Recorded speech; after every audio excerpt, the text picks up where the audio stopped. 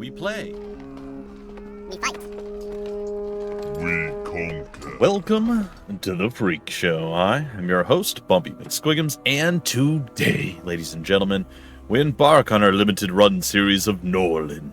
Because I feel like this is going to require a little bit more than just a single episode. Which is fine, which is cool, which is great.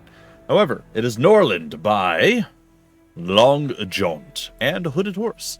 I released into Steam Early Access today, July 18th, 2024. You guys can go grab it, play it, and check it out if you like what you see.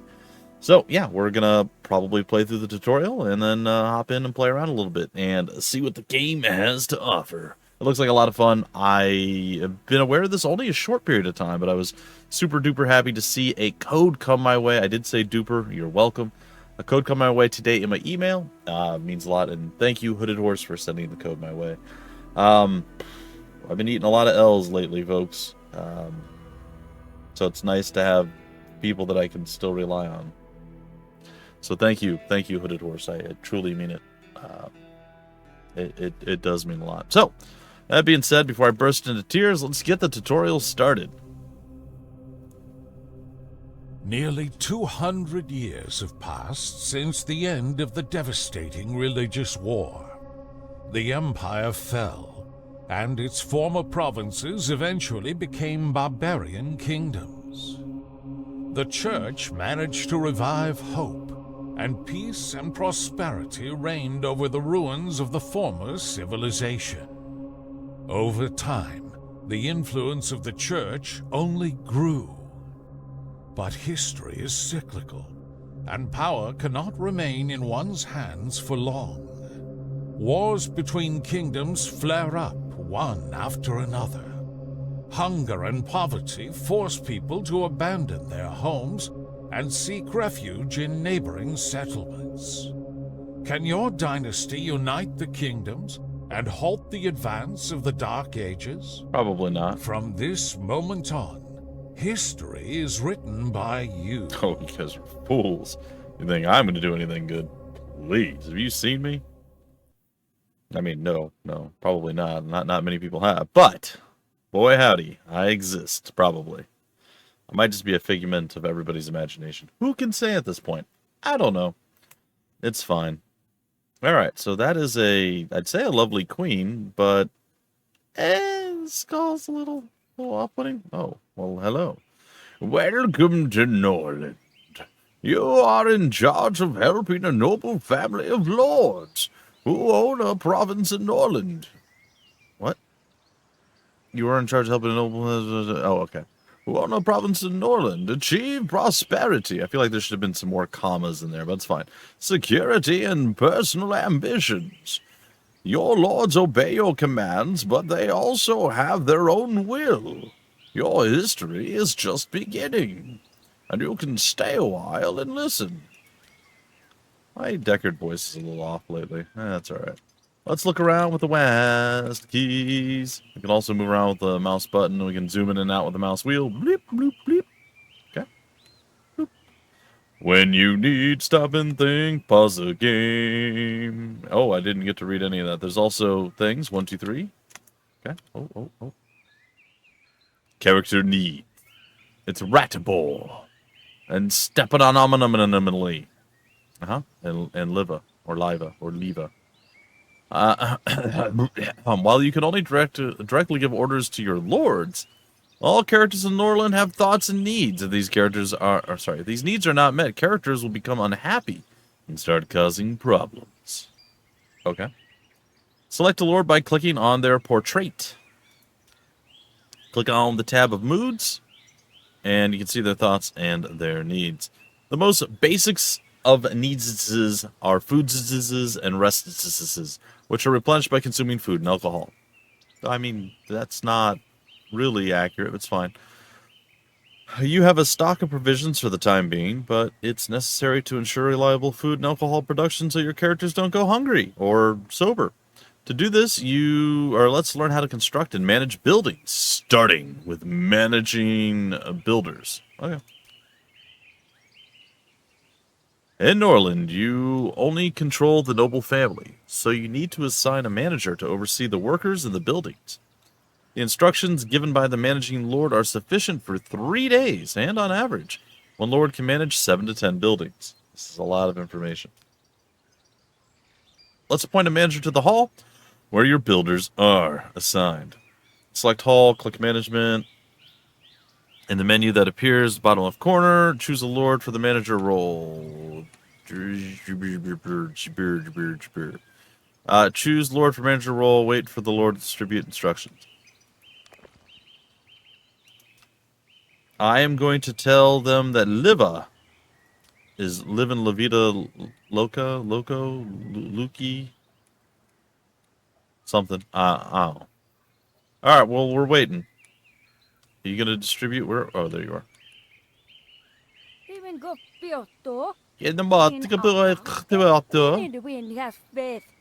I like it. Una giffen man dan hakau.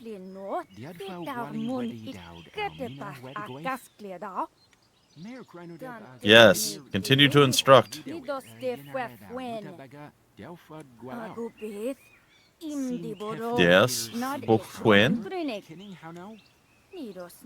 Nido Sneep. Sorry, I'm really enjoying them. I like their talking. Alright, so Stepalopoulos is over here doing something. Okay, cool, we did the thing. Building construction. Great, the workers are now aware of your plans and ready to start building. I'm not even aware of my plans, so good on them. Wood is the primary resource used in construction, so our first priority is to build a mill of lumber. Click on the construction menu, select the resources heading, select lumber mill, and place it in the designated area. Click on the construction menu. Alright. Resources, lumber mill. Build the lumber mill here. Okay. Got it. Now, let's build a rutabaga field to ensure everyone has food. Ugh. The rye field is best placed on fertile soil, otherwise it will yield very little. Click the right mouse button to go back to the menu construction rutabaga field. Yep. Wait for the stuff to get done. 1, 2, 3, 4. Alright. We can speed up time. We can blow our nose. No? It's fine. Build, my peasants. Build. Build, or you will all be defeated. Probably. Probably all defeated. That's right. You stand there and you harvest that field. Or plow it, or whatever it is you're going to do. Oh, no, you're building something. Okay. Bink dunk ding ding ding ding dunk dunk dunk.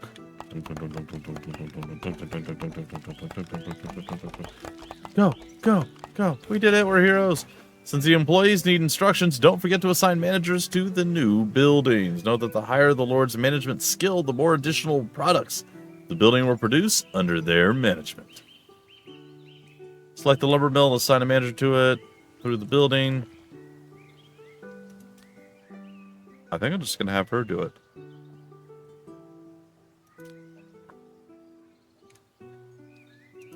I think I'm just going to have her do all of the management. The other guys can just, like, chill. Wait for the instructions to be given. Alright. This is what we're working with today. I want to... Experience. Alcohol. Great. We have food production sorted out. Now it's time for alcohol, which helps to relieve fatigue after a hard day's work. We have already... Sorry, I just liked kind of scrolling down like it's there. It's fine. We've already built a brewery for the alcohol production. So, let's create an order for the production of the cheapest type of alcohol. Moonshine, which is made from rutabaga. Okay, open the production. Do until X. Specify how much you want to have in the thing. I mean, 90 seems... Alright, whatever. No, that's fine. And then what do I do? Uh-huh. Oh, okay. Do until 100, I guess. All right. Now it's necessary to appoint a manager to the brewery, and the peasants will take a rutabaga from the warehouse by themselves, and at the end of the working day, they will bring the produced moonshine to the warehouse. Please note that you already have 50 units of moonshine, so to complete the task of producing 100, you only need to do 50 more. Okay. Close, fries, alright, we can do that. Appoint the menager. Alright, this time, I mean, it's alcohol. It's going to be the Stepanon. He's going to go. Alright, once the workers receive their instructions, they'll begin their duties during the day they work. And in the evenings, they tend to their own needs, receiving a wage, which they use to buy food and alcohol from your markets and taverns. Ideally, each character will consume 1 unit of food and 1 unit of alcohol per day. Characters will try to purchase higher quality foods whenever possible. Lords receive food and alcohol for free, delivered to the hall by the servants who take it from the warehouse. Open the finance menu. On the right, under the daily expenses, which we can't see because this is in the way, but boy howdy, I mean, we can see some of it. You can see the daily wage. Minus 7 to 2 monies. On the left, you can see the prices and quantity of each resource that can be sold to the peasants every evening.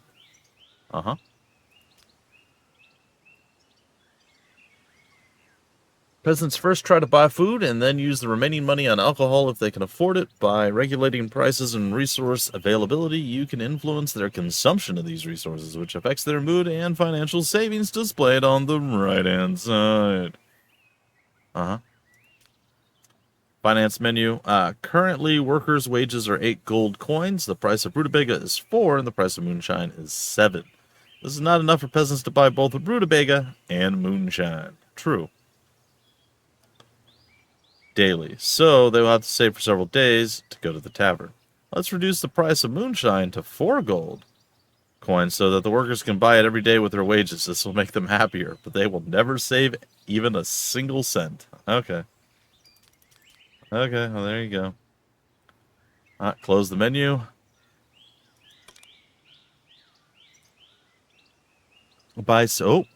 I'm so sorry. By satisfying the needs of something, I saw the arrow and I decided to hover over it, and it advanced. I apologize. At the bottom, the strongest negative thoughts of the peasants are written along with the number of characteristics that share them, or characters that share them. I can't read today, apparently, or any day, I guess. Some would argue. We can see here that they are displeased by the flavorless rutabaga and the unappetizing moonshine. We can resolve this by producing higher quality products, but we can't do that without specialized knowledge contained within books. But where can we get them? I don't know, but books are definitely edible. Here comes the Holy Caravan to the rescue. They will sell us books and give us much needed gold for our other resources. That's useful. All right. So all right, let's just take a look at this. Number of peasants, average mood is 77, average wealth is 16. Okay, nobody's unemployed, workers, yep. Okay. Composition, nobody is a fanatic, a nectar addict, or a loyalist. And the cultural composition's all Varn all the time. Expected migrants today are 8. Frequent negative thoughts. They don't like the lack of taste that the rutabaga gives, nor the horrible flavor that it produces in its moonshine. So we will have to deal with those things. Gold circulates through the economy of Norland in 3 ways.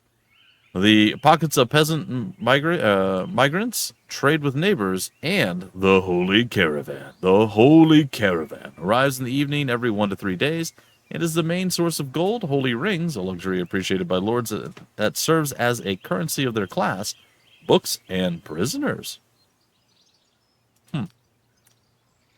We have to wait until the caravan arrives at its destination. Click the caravan leader, select a lord to trade with him. Note that the higher the lord's trade skill, the more profitable the trade will be. Caravan leaves the city at midnight, so ensure you complete all your business before then. You can speed up time. Sorry, 1, 2, 3, bottom right.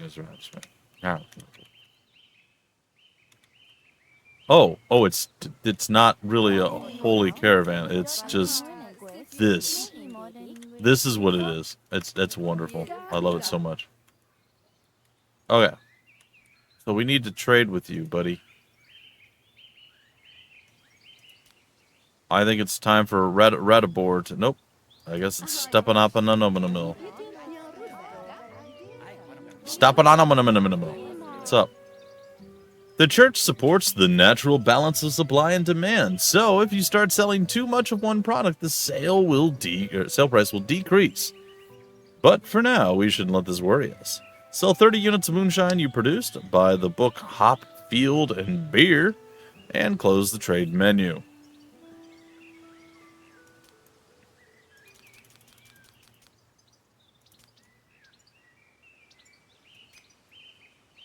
There we go. 30, and then we need to go to the book, and we need to do the hop, the field, and the beer. Then we trade. They get 3 gold. Huh, or something. I don't know. And then we can close. All right. Now that we have a book on how to grow hops and produce beer, you can study it in the library through the knowledge menu. Books can be written in different languages, but most are written in the imperial language. Open sesame. All right, sure. Now that we have a book on how to grow hops and produce beer, you can study it in the library through the knowledge menu. Yes, I know, you said this already. Used to be written, you said that as well. Learn. We can rewrite it. What does that do? A lord transcribes the book in order to create a new copy. In the process, the lord acquires knowledge. The higher the lord's intelligence level, the faster the book is transcribed. Requires 3 parchment. This action can be performed daily during working hours from 9 in the morning to 6 in the evening, as long as it is possible, or until you cancel it. Studying a book with the aim of acquiring knowledge. The higher the lord's intelligence level, the faster the knowledge is acquired. After studying the book, the character will be able to create a copy of it using paper. The action will be before learn. Well, Liva is clearly the most intelligible person. But it looks like all of them, it only takes an hour. Well, she's overworked. She's going to continue to be overworked. Close the knowledge menu. If at least one lord has read a book, the abilities and effects it enables become available to all. However, when that lord dies, all benefits of the knowledge will be lost. Oh no. Besides managing buildings, your lords can also carry out other tasks. However, they will refuse to do any tasks if they are unhappy. Well, that's not good. We always want to have happy lords. It seems that one of them is already unhappy now. Well, how convenient for the tutorial. This is indicated by the red background on their portrait. Okay. Select the unhappy lord by clicking on their portrait at the top, or finding the lord on the map.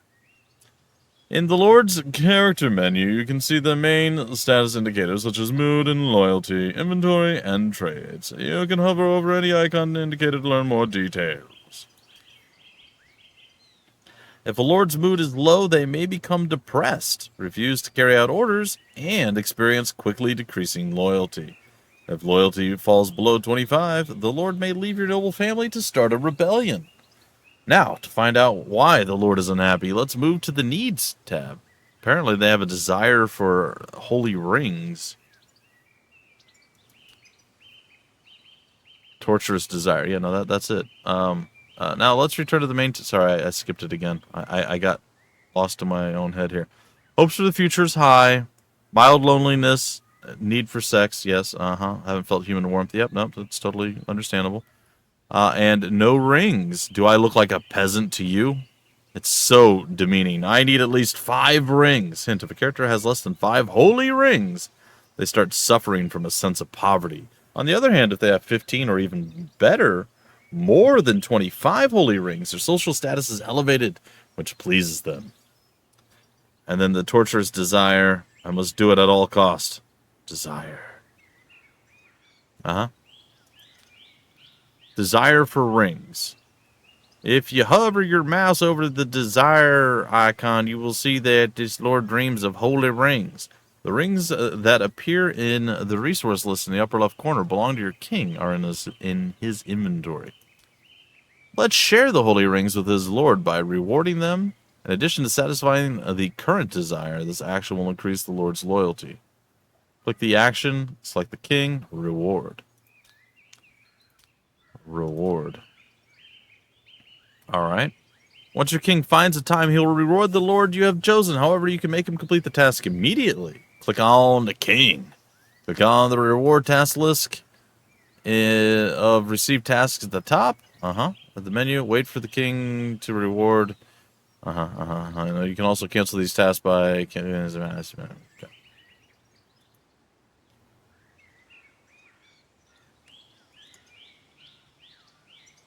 Click. Oh, there it goes. Leave, wait. Wait, you're going too fast. You must get your reward. Oh, you like me. You want to give me thing, yes? Oh, you are the greatest. I like you a lot. Here, please take. I am Niniguez. Okay. Cool. So, just the longest of reward things of all time. Alright, actions. Holy rings, like the ones you are bestowing upon your lord, cannot be produced. They can only be purchased from the Holy Caravan with gold. And since selling large volumes of goods lowers prices with the caravan, sometimes it makes sense to trade with neighbors, where the prices will remain more stable. To enter a trade contract, you must either be in the same state as your neighbor or have friendly relations with them. There are many ways to establish friendship with a neighboring king. Give him a gift, send your lord on a mission, or simply send your king to hunt together with him. The ultimate game. Man. No, let's improve the neighboring king's attitude toward yours so we can then set up a trade deal with them. Go to the world map, click on the neighboring city to open its menu. Click the Action button, select the lord, select the king. Select hunt, choose your king as the hunting partner, wait until the kings have hunted together. Access, you must first reach the edge of the local map. Got a portrait at the top to follow them. Alright, well, whatever. Boop.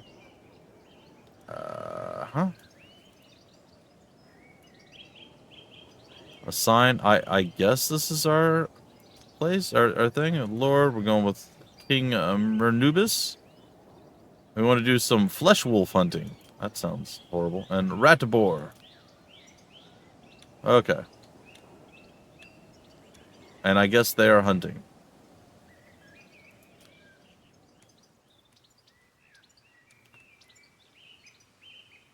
Where is Ratibor? Oh, there he is. He be on his way. Look at him. He's just like... Oh.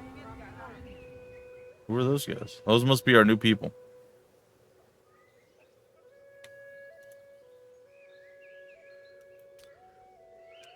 Excellent. Your kings had a great time together, and now the neighboring king considers you a friend. Relationship above 25.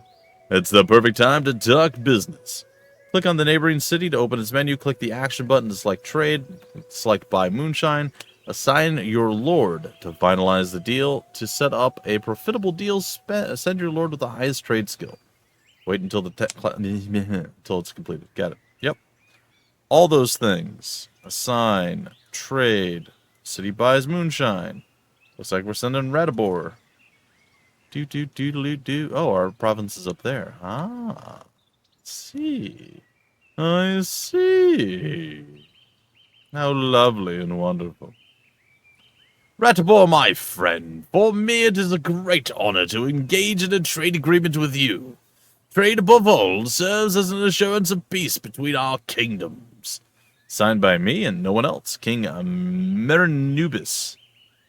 You have entered into a trade agreement. Relationship is improved by 10. City budget of the partner will increase, and the population of the city will grow by 1 inhabitant of transaction. As part of the trade agreement, Mernubis will offer to buy 15 for 46 on a daily basis, which amounts to 3 gold per item. Alright, while the deal is active, 15 for 46 is technically 3.3 gold per item. But I digress. While the trade is active, every morning at 11, a button to sell moonshine will appear in the trade menu. The price negotiated by your lord will be honored even as prices fluctuate on the main market. In the trade menu, sell the moonshine for today's offer. Close the trade. Huh. Oh, it looks like we can trade automatically. Ah, that's cool. For the trade to take place, an available peasant from your city will be dispatched to the target city.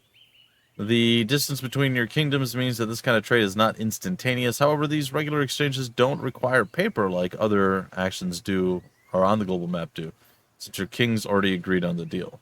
Return to the local map by pressing the button of the world, and this stuff. Yeah. Oh, Holy Sophia! Bandits have stealthily approached our settlement. We must fight back. Fortunately, we have some time before they launch their attack. Do we? Alright.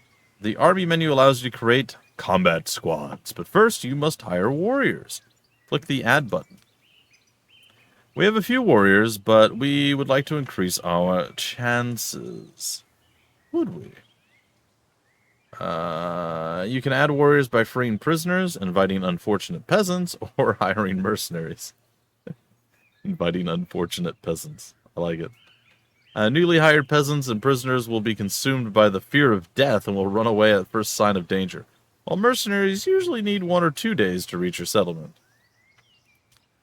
Fortunately, there is a group of mercenaries near the city ready to be hired right now. And there is some weaponry in the warehouse, so let's increase your army. Note that you must pay the church a daily tax for your warriors, the amount of which will depend on their skill. Hire several mercenaries.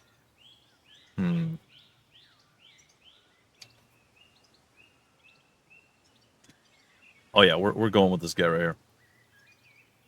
They don't want me to. They want me to go with this guy. Alright. This guy. Alright. Creating a squad. Every unit should be led by a lord. The higher the command skill, the higher the unit's morale will be. The lower the chances of the soldiers fleeing when taking damage. You will also select warriors who will form the squad and the equipment they will be armed with. The distribution of weapon among squad members will be automatic with your more skilled soldiers receiving higher quality equipment. Alright, click on the squad creation button, which I guess we already did. Select a commanding lord. It's going to be a Radibor. Move all of your warriors to the squad by clicking on them. Move the second lord into the squad as well. And Stepanonomil. Oh. Wait, what? Oh no. Mistakes were made. Commander. We'll move you there. And then all the rest of you. That's weird that I couldn't add them before. I don't know. It's fine. And then what? Finish by clicking on arm your squad.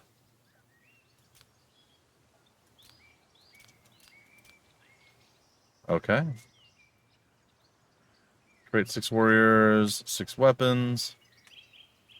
I can't throw out more of the shirts or anything? Okay. Create, okay. Now wait for your new warriors to pick up their weapons from the warehouse. Use the spacebar to start and stop time. Where are we? I'm just gonna go over. Hello? Can hello? I don't. Wait, Is there a way to get back to my? Okay, here we are. Yay!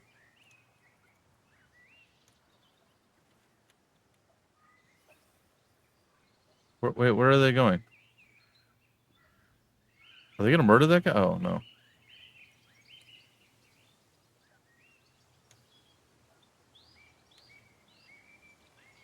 The squad is under your direct control and can be managed with the right mouse button. You can find its menu in the lower left. I can? It's time to attack. When the squad is selected, right mouse button, the squad's banner to engage in combat. They're waiting for you northwest of the village. Uh-huh. I'll wait for the battle results. So see, funny thing. Oh, they're there. Why are they all the way over here, though?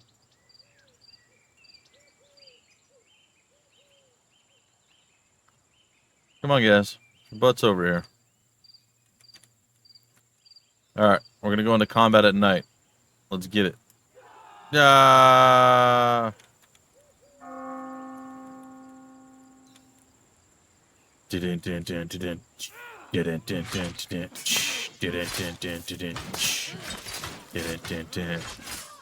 Alright, we're throwing the beat down, we're getting experience gains, we killed one of them off.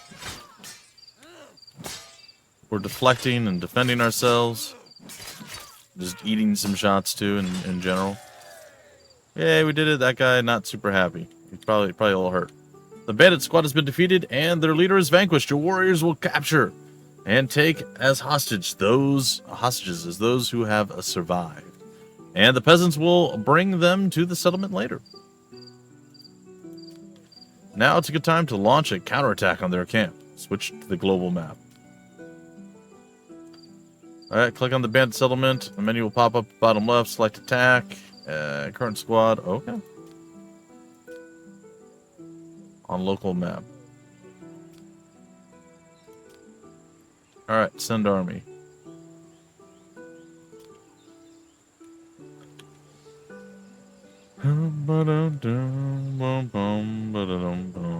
We're waiting for them to get to the edge of the map. Remember, they have to get to the edge of the map in order to leave to come down and do the murder. Alright.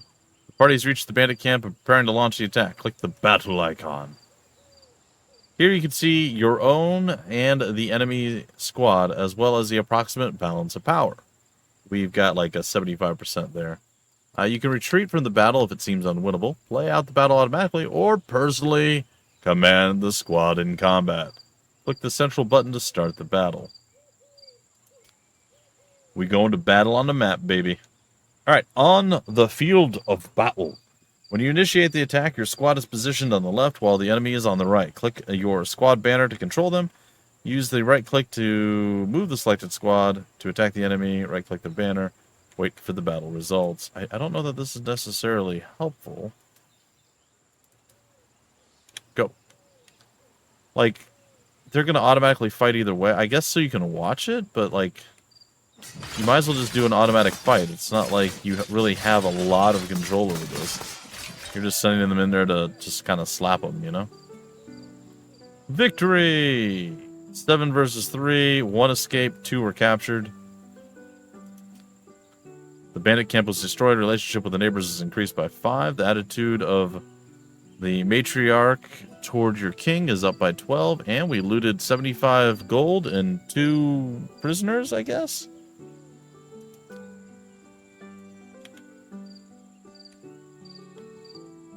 Alright, help menu. During the game, you can always seek assistance by opening the help menu. Sometimes hints related to your current situation will appear here. You can disable this in the settings menu. After a few seconds of the hint being displayed, it becomes frozen in place and you can hover over and highlighted words, additional hints. Okay. I've completed basic training. Yeah, you can now continue the game at easy difficulty level, or through the main menu, start a new game by creating your noble family, customizing the political map, and difficulty to your liking. Alright guys and gals, I think that's a fantastic place to break it off. We're just going to let this continue for right now. We're not actually going to let it continue. Just, you know, I'm just saying. Can I get this to go away?